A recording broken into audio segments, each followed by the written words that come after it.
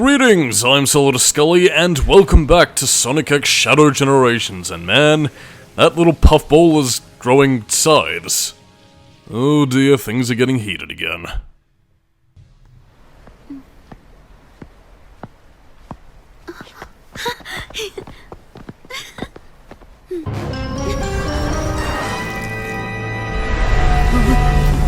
Don't be frightened. The promised time is nigh upon us, Shadow. Soon, you will be mine. Shadow will never serve you. He's nothing like you. Gerald may have given him this unassuming form, but the blood of the Black Arms flows in his veins. He's a warrior, a destroyer. Yes, the warrior that will destroy you.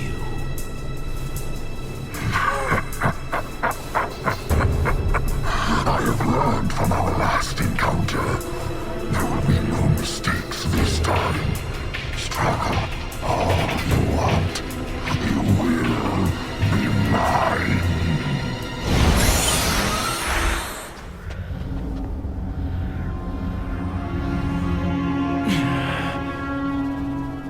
Professor, what do you think he means he learned from our last encounter? I surmise you defeated him at some point in the future. He has grown a new body and used the nebulous nature of time in white space to accelerate his plans for revenge. He's right. No more mistakes. This time, I will crush every last one of them. Shadow, no! Maria? It breaks my heart to see you so full of anger. This isn't who you are. Do you know why I named you Shadow? Because without light, there's only darkness. But a shadow will show you where to find the light. Do you understand? I don't want you to be driven by darkness. I want you to be happy. Stand in the light with peace in your heart.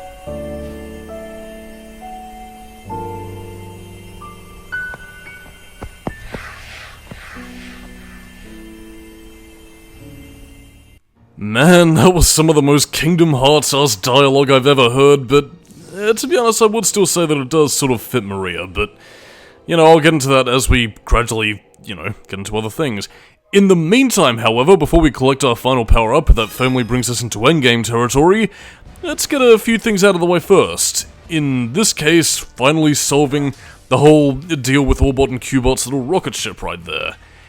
Now, this is on a previously recorded save file, so yeah, this is me solving this puzzle for the very first time, where I found the final screw that I needed, and, well, behold.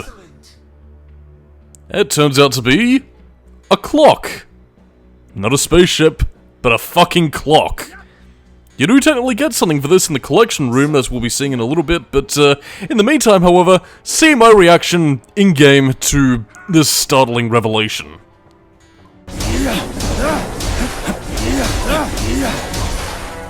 My god, do they fucking deserve it. But in the meantime, however, let's take a dive into the collection room.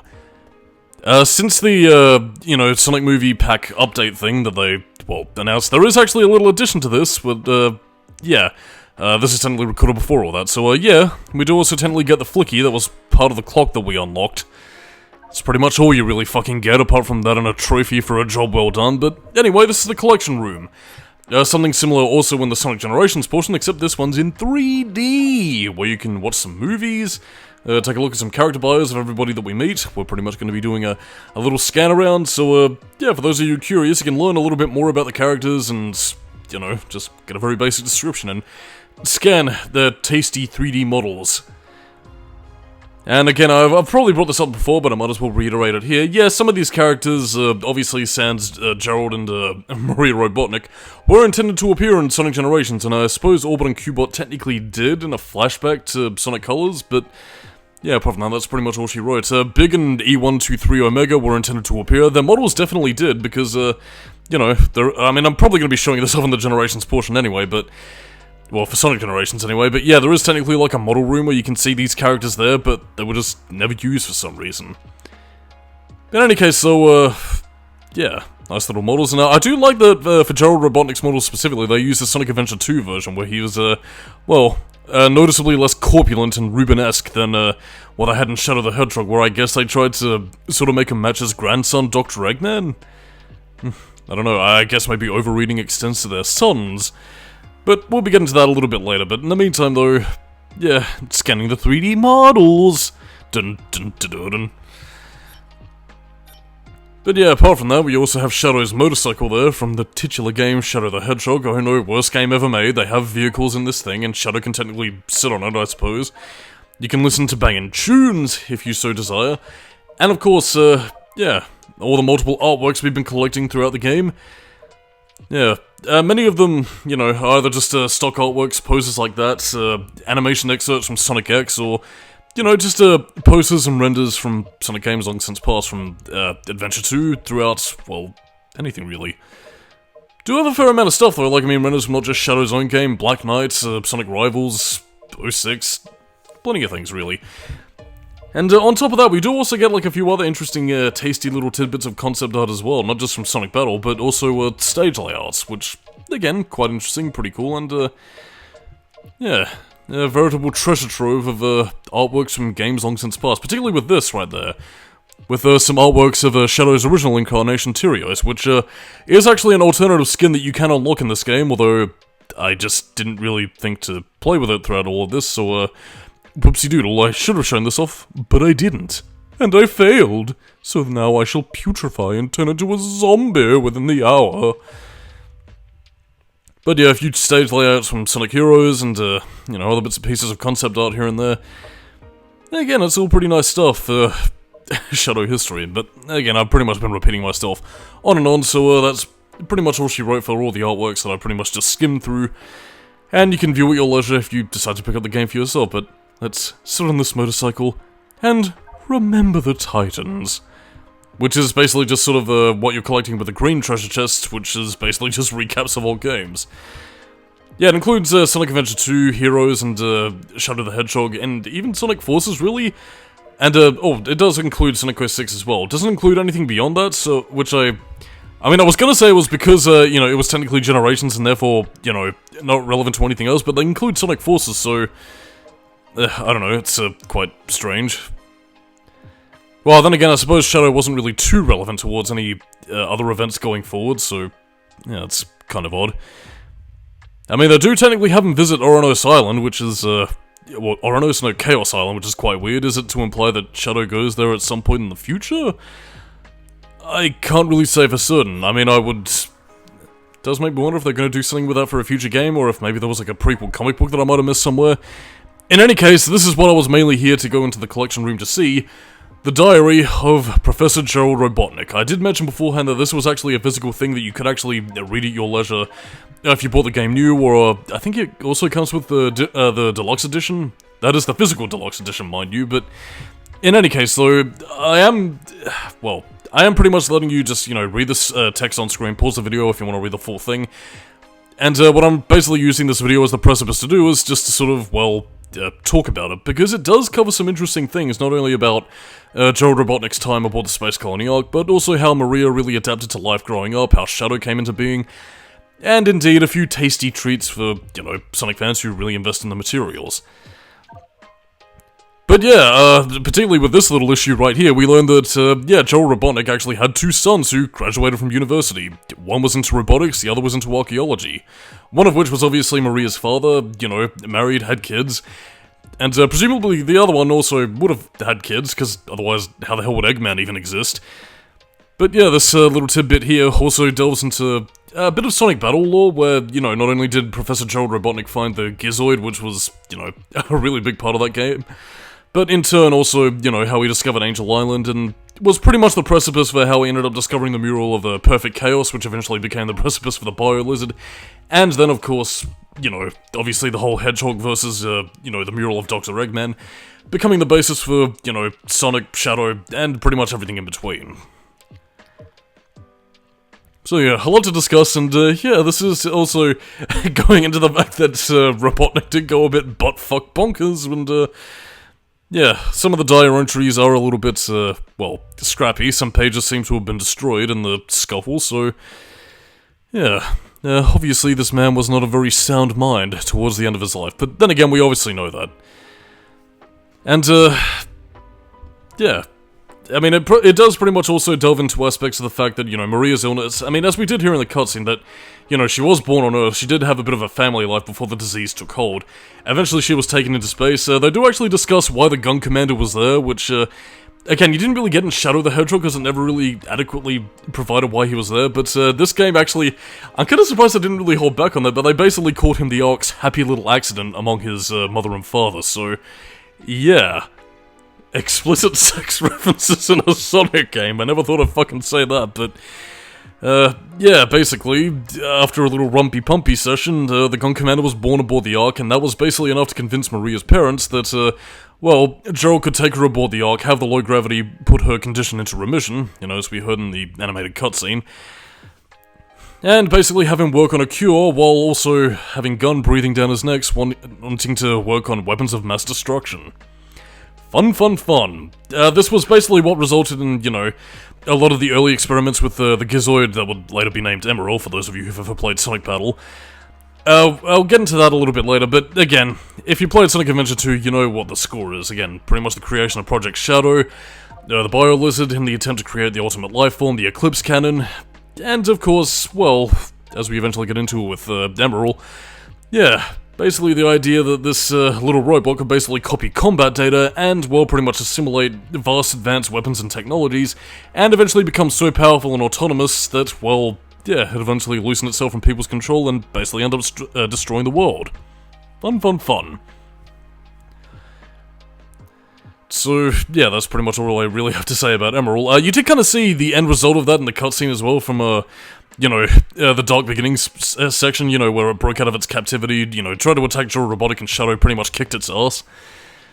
So yeah, that was pretty much how it ended up in captivity until, you know, the events of Sonic Battle, where, I can't quite remember how the events of that game ended, but, I do seem to remember the Sonic X adaptation having Cream and, Cheese sort of befriend Emerald, and them being the ones to take it out, so, I'm not quite sure if that's how it plays out in Sonic Battle, but, yeah, oddly, the most powerful weapon of mass destruction was defeated by a little kid and, basically a blue little blubbery baby.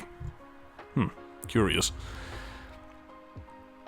In any case, so, if I can speak any praises of the diary in and of itself, and, I'm gonna assume that this was a lot of Ian Flynn with Sonic Team oversight here.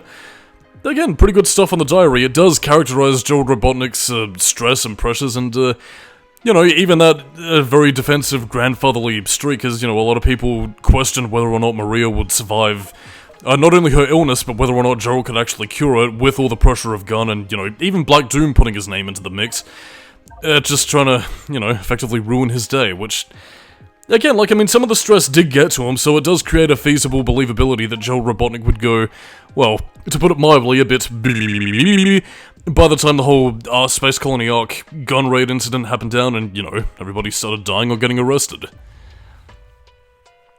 Which, I mean, was part of the reason why I am still tempted to, you know, even despite doing this, create sort of like an Ansem Report style video for, you know, detailing all these texts, but, you know, with some creepy images and a bit of creepy music, to really sort of characterize, you know, just the sort of ambience and atmosphere that this goes with.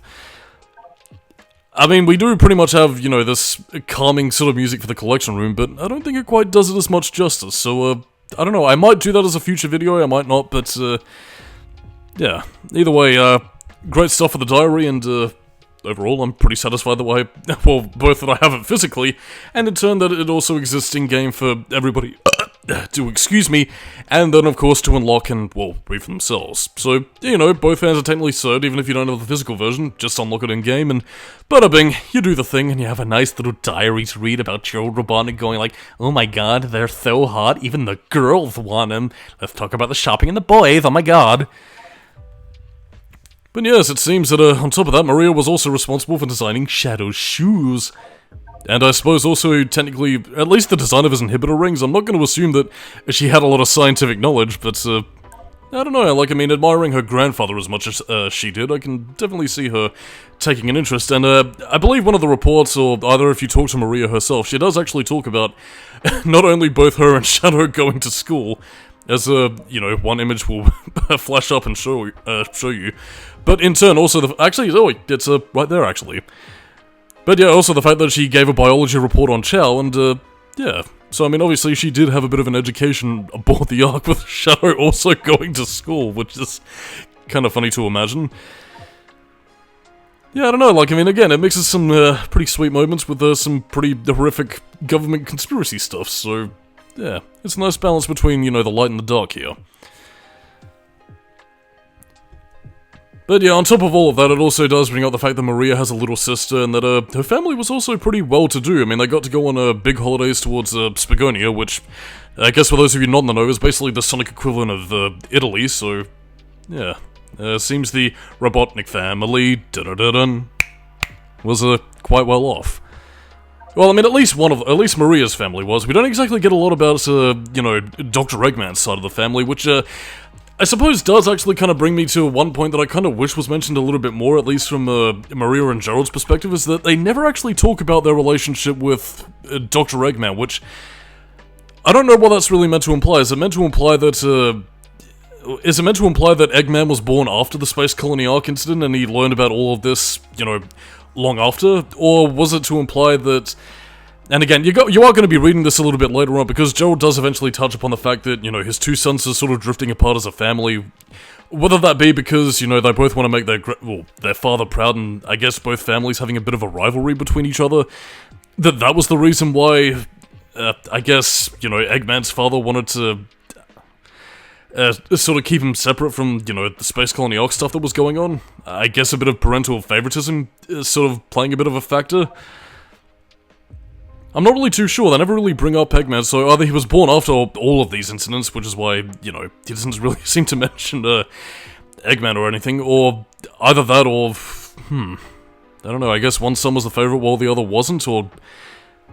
Yeah, I don't know, families breaking apart, it is quite curious, and eventually, as we read here, yes, you eventually get to read the final...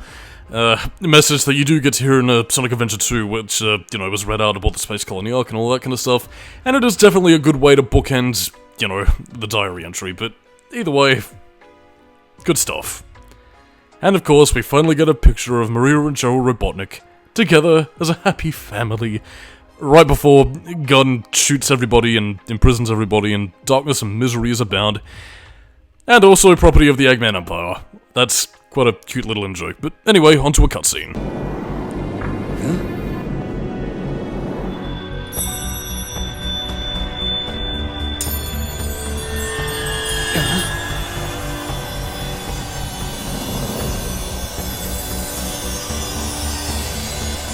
And now we get a little tasty treat as we see a ring open up. Yes, we seem to be looking at Quadratum, or rather Tokyo. But yeah, this is pretty much the Sonic the Hedgehog Movie 3 DLC, and, well, let's enter the Matrix and find out what we're in for.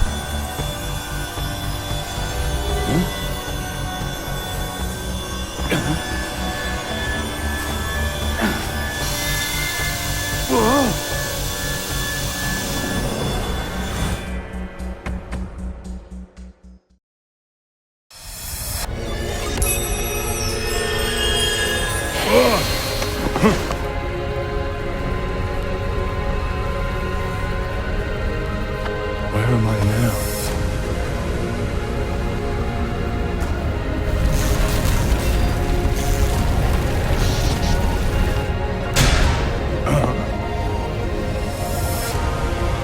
Huh? Is that me? Huh? I've taken on another form? I feel as if I've left my own dimension.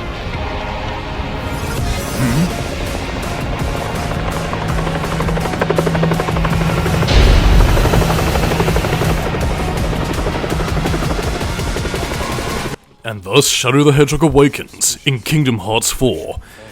You know, it's funny, even having actually been to fucking Japan and Tokyo, like, I still see this as like, oh, look, there's things I see in anime and video games. I don't know, but anyway, this is the Tokyo DLC from the Sonic the Hedgehog 3 movie as promotion for it, and indeed, as a little bonus, we also have the voice talents of Keanu Reeves as Shadow the Hedgehog as he voices him in the movie. Admittedly, I do wish the voice direction could have been a bit better, but I do really love Keanu's voice for Shadow. God, what a major improvement over fucking Kirk Thornton, and again, it is quite good. Pretty much the same basic controls, no real changes, it's just the physical model is, you know, well, changed to reflect the movie design, and it is pretty close to Shadow all around. I mean, the only real difference is that, you know, slightly different texture for the eyes, you know, sort of has them connect, and in turn, you know, blue jets instead of, you know, the golden jets that we usually see out of his hover skates. Strange, but no, not really too much to complain about, really. Well, then again, this is the Sonic fanbase, you know, with the hand-dark wheels and the green eyes, but I'm not gonna go on about that. In any case, though, we got a sick-as-hell remix of Westopolis, and, honest God, I really do love this stage. I really wish Sonic Team would do a bit more with Sonic interacting with Japanese settings, because, I mean, like, the country itself does have a lot of great fucking locales, and, yeah, it's kind of a shame that the Japanese kind of feel the need to keep their culture out of Sonic, since they consider him to be a very Western thing, but, I mean, if this level's anything to go by, it is a fucking great as hell level.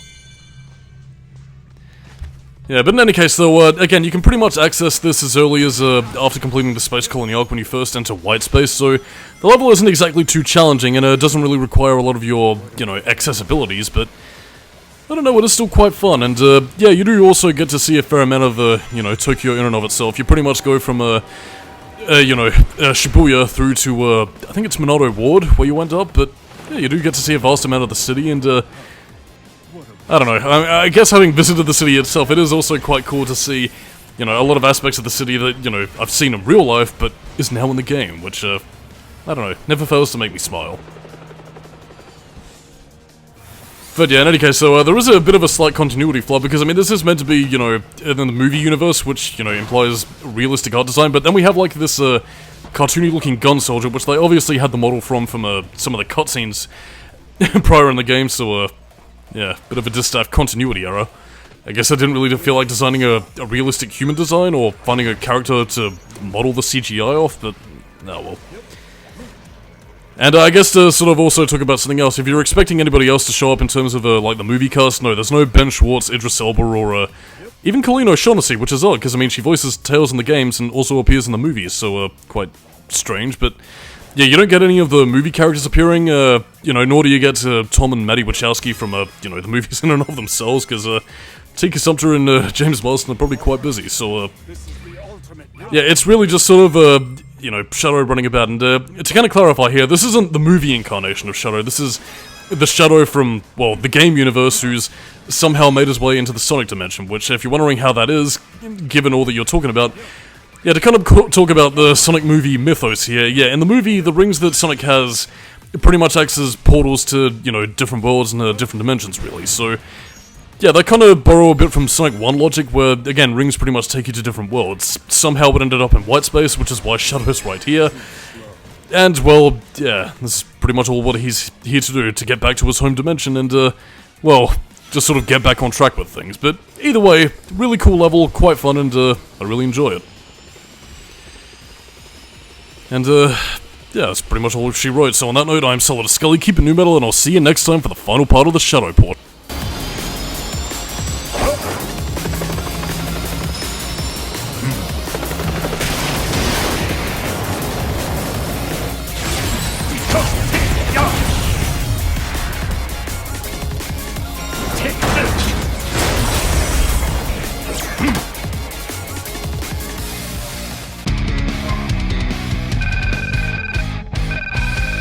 Not a big deal.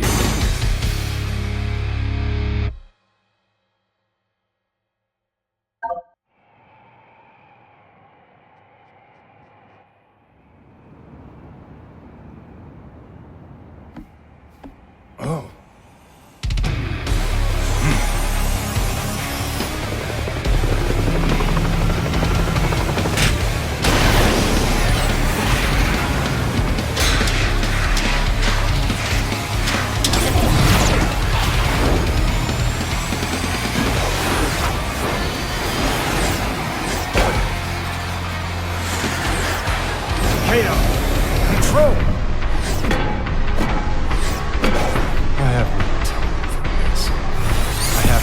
complete my mission.